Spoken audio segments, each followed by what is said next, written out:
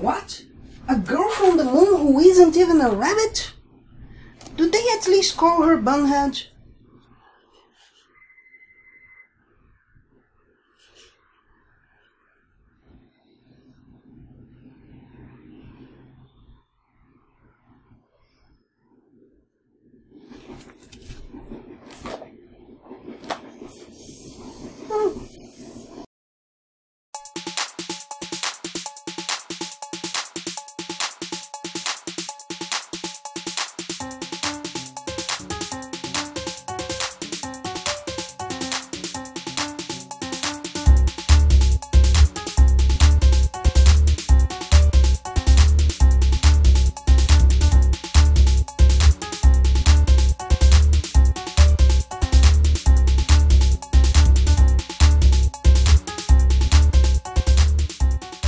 Before we start, I know Flaviana Rangel. She was my teacher at Nikkei, a Japanese language and culture school in Rio de Janeiro, and that's how I know about this book. If not for social networks, I might not even know about the book or her involvement. Also, this story is quite new and I feel it deserves to be read, so I'm going to avoid details at first and then I'll let you know when I get more into parts of the story. Something that can be said about Luana, Daughter of the Moon, is that it is very Brazilian. Over the years, trying to define what being Brazilian would be, some go to the nationalist extreme, that is, natives and the Amazon. But most stick to exclusivity by fame, that is, soccer, carnival, and the invention of the airplane. Americans, you have your pioneers, we have ours, but you have to admit, planes are not supposed to work like the ships in Melmac. So, what would I call Brazilian? Not unlike the United States, it's the mixture. Differently from what many say, Carnival is not an unusual idea. Similar celebrations happen almost all over the globe, and soccer? It's a game with African roots known as the British sport. Oh, but aren't we the best in the world? Really?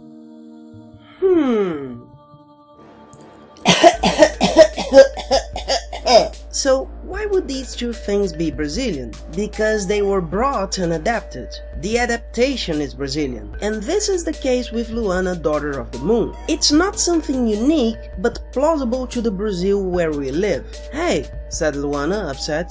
Oh sorry, it slipped through. Because nothing says Brazilian quite like references to a Mexican sitcom. Does that mean it's good? No, it means I can see this happening without all of it being in a hyper-dangerous corner of the world no one even stumbles into by accident, or in scenery only accessible through boots. That of course has a good and a bad side. On one hand, we have a native Brazilian protagonist bringing something we don't see a lot, and she isn't placed as if there should be more of her or as a foreigner in the scenario. She is a common girl for growing up on the same Rio we know. On the other hand, we have a flap saying, this work carries in itself another unique characteristic which is presenting the reader to the world of Brazilian indigenous myth, a pantheon originally ours and almost unexplored in literature. This book is really Brazilian, you reader who dares to read stuff from abroad. Buy it! Buy it now! I doubt this was from the creators. It is in fact a very Brazilian production. Now to the art itself, we need to pass by the visual. It's not a comic book or a light novel, but some considerations deserve comment. Firstly, it's still difficult to find illustrations in which the beauty of a minority isn't seen through too European an eye. But if on the cover Luana still could seem to have too soft a line, I'd say the internal illustrations deliver the eyes and the lips of the native Brazilians well. The silver on her name or moons don't impress me as much as the contrast of colors on Luana's hair.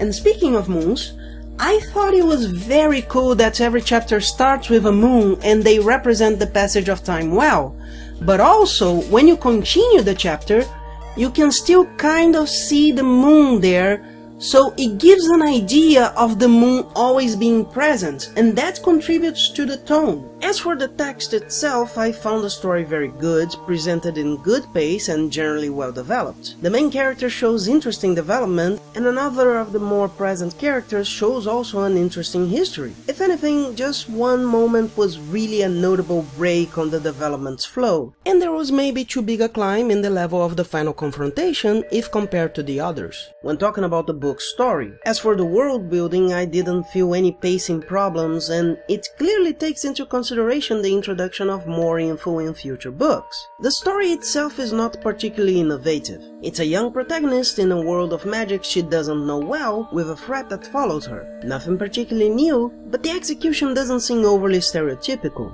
It's an engaging world. The back cover talks about having a handful of Harry Potter always. There's never been anything in young literature with magic before Harry Potter. I'd say it looks more like anime, considering the focus on young people, hair of unusual colors, and being in a world of mythologies, plural, that's always existed but are ignored by most of the people. That doesn't mean, however, it's just a transplant of Japanese culture in Brazil. On the contrary, you can see signs of American influence, of course, besides nothing seeming to happen outside of Rio de Janeiro, as I said. That said, there are some technical problems that could take you out of the story for an instance when you notice them. Victoria just kept going haughty, strutting toward the water, which was so ice cold it made the blonde lose her ass and graces fast. Luana and Ingrid laughed out loud.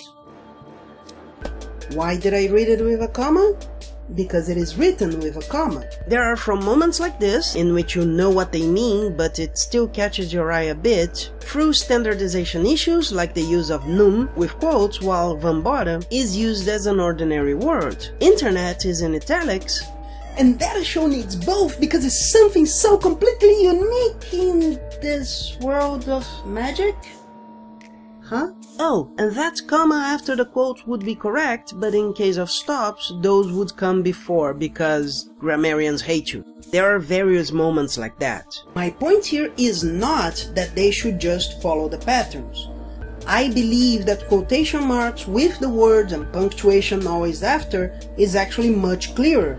It's more logical and more instinctively understandable.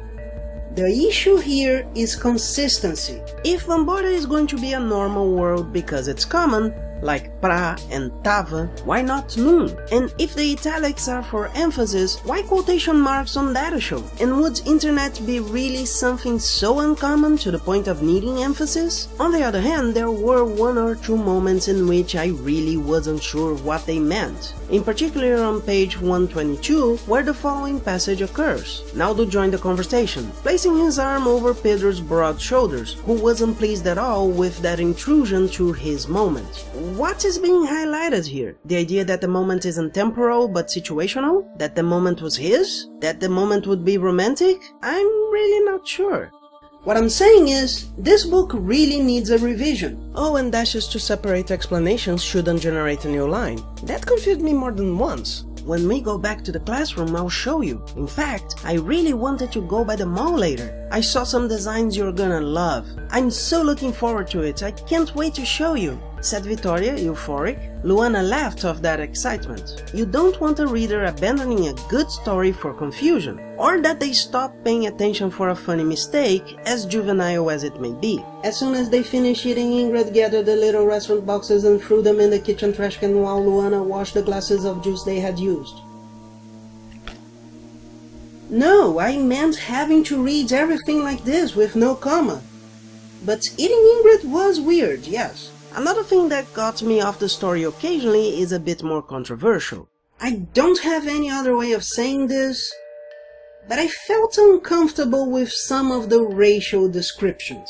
I know in your writing you want every description possible. No one wants to overly repeat themselves. And that feeling isn't there every time race is mentioned, so it doesn't seem malicious. It's just that, in a few moments, it seems the description is reducing instead of being proper metonymy. For instance, even though having the typical ochre skin of the natives, Luana could feel she turned red. The heat on her cheeks made it clear. Why would somebody's skin color influence if she blushes? Here I have to assume the character is being reduced just to her skin tone because no person would be surprised with blushing. If she was surprised by her blushing, she wouldn't be surprised that blushing was possible. It's not just her, since her mother is from Italian descent with a hawk's nose. And it's not even just a racial issue, as one of Luana's friends has similar moments when she's just called the blonde, even if these two cases were less uncomfortable. I must say I enjoyed the language work very much. We have a tall teacher called Flag, for instance. These are details that could pass you by, but are interesting when noticed. Another example would be the most popular girl being blonde and the second most popular having silver hair. So gold and silver. However, we fall back into the racial issue because their friend, who would be the third popular, is black and would end up being bronze. See what I mean when I say the racial association reduces the girl to her skin color? Don't get me wrong, even though I found some problems, that doesn't mean it is a bad book. On the contrary, if I had to give it a grade, I'd say it's an 8 out of 10 easily. Maybe a 9 for people who like contemporary fantasy in particular. Some scenes were really quite vivid and atmospheric to me, both making me laugh in funny moments like the previously mentioned beach scene, as well as feeling the tension in moments of confrontation, both physical and emotion. And these contrast well with the rest, sort of making an atmosphere of normality in other moments because of it. So you don't get only high points, but highs and lows flowing like the tide under the moon. I just haven't said a lot of the good stuff because I would need to get into the story more. So if you're interested, I'm getting into it now. Which means...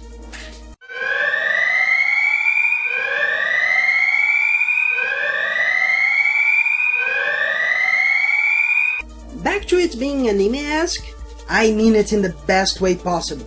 Got to the street and crossed, striding wide as she could, bit just once the cheese and turkey breast sandwich, soon realized she couldn't run and eat at the same time, so decided to eat as soon as she got to her destination. Meaning...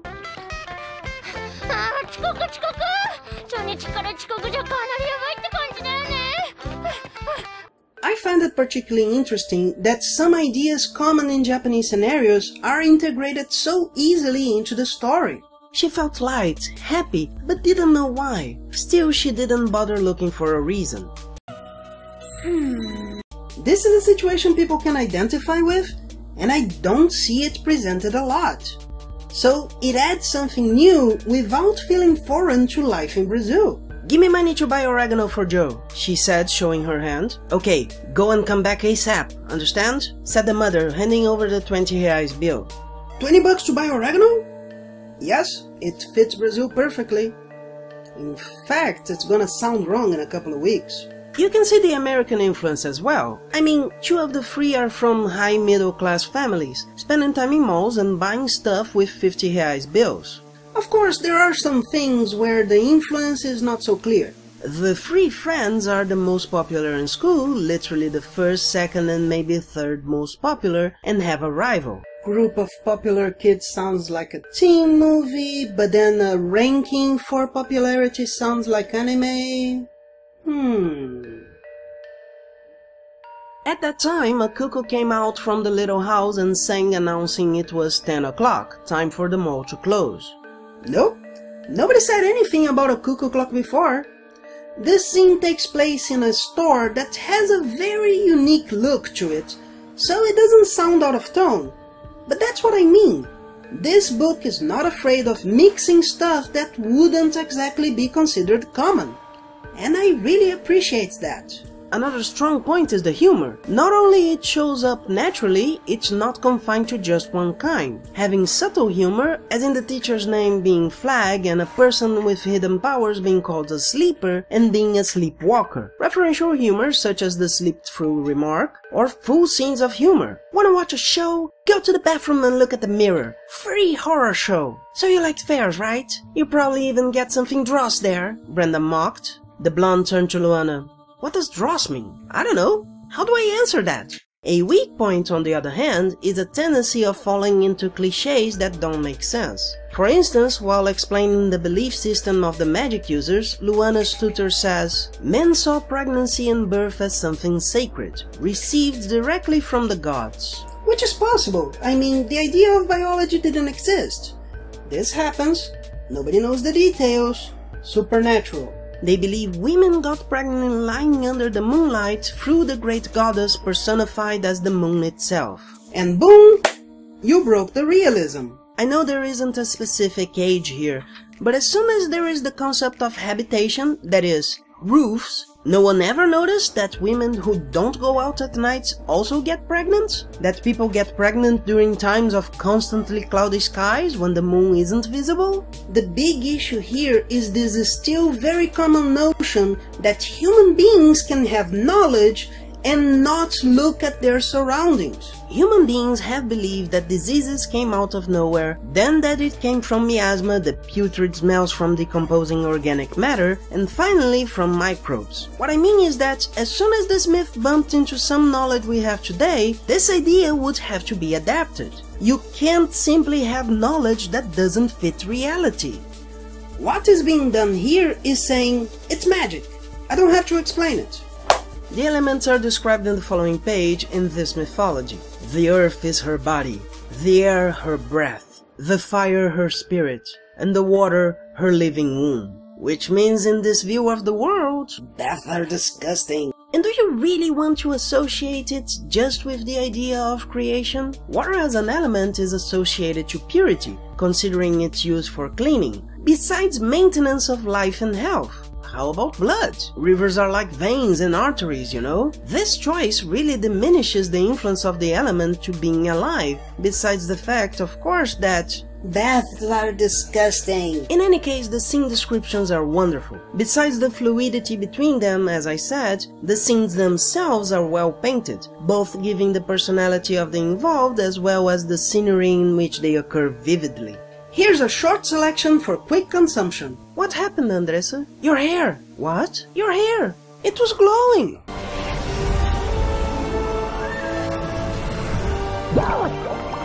Why would he have stolen a mere leather wristband? You couldn't even call it a trinket. Luana felt so much rage she paced through the room back and forth, huffing and squeezing her head with both hands. She then saw the thick book on her shelf over the monitor and got it. She opened it and started tearing the pages, screaming! Nightmare Moon. My favorite example happens very early in the book, when Luana is coming back home at night. When she entered the street poorly lit by light posts that seemed to hide behind branches of trees, rationalized that there being no one near, logically no harm could be done to her, thought that soon she would be home, and that encouraged her to continue, despite her heart speeding up. It was when the lights on the post started flickering and darkening slowly, until she was left in total darkness. Now generally frightened, she sped up, but soon felt as if there was something holding her legs. It was something very subtle at first. It became more solid, more imprisoning. Felt as if many hands grabbed her. She was tethered from the ankles. She felt she was gradually immobilized from below, until her neck was pressed, as if someone strangled her. She tried to fight it, but even her hands were stuck to her body. All was darkness, and she was taken by shadow from all sides. Not even the light of the moon and the stars lit the place. Luana was losing her air and suffocating. She couldn't even make a sound. The description was so well done that I remember feeling a little out of air as I read. And while visually the idea would be something more like Ghost, the feeling I got was of something like this. And of course, I have to mention one of the cliches that destroys the most not only the plausibility, but also the tension of any story. It was you that saved me that time on the beach, wasn't it? Yes, Luana, because you still don't control the incredible power you have in you, and it wasn't your time yet, but you need to be more prudent. Why? If she's going to be saved when there's a threat, not only is she talking to a goddess, which makes this a literal case of Deus Ex Machina, if there is a time for everything, any notion of free will dies and nothing we do is by our own choices. This is particularly noticeable because the book works this notion of saving yourself from a close one much better on the great scene of the shadows mentioned before. In that one, it would also be something unexpected and not established before, only that one leads to big implications to the story, not only on the tone, but real consequences. And the way out seems to be something more natural due to the nature of the character itself. End of the day, I recommend it. Don't be fooled by the flap trying to guilt you into buying the book, or how direct the descriptions on it and on the back cover are. The text itself doesn't make the mistake of being so direct. As I said, the rhythm is very well done both for one book and for an introduction into a series. Besides, I don't read that much, so I can't say how close or far this story is from what you find out there, but I can tell you 3 words. I liked it. I liked it even with the problematic details of not having to worry where an anvil is going to land when I throw it in the air.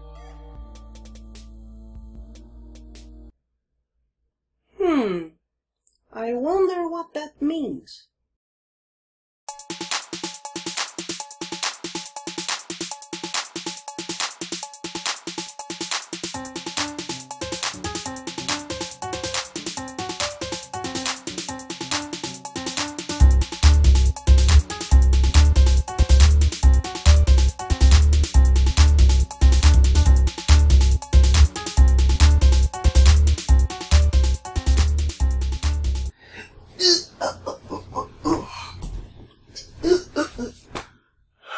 What?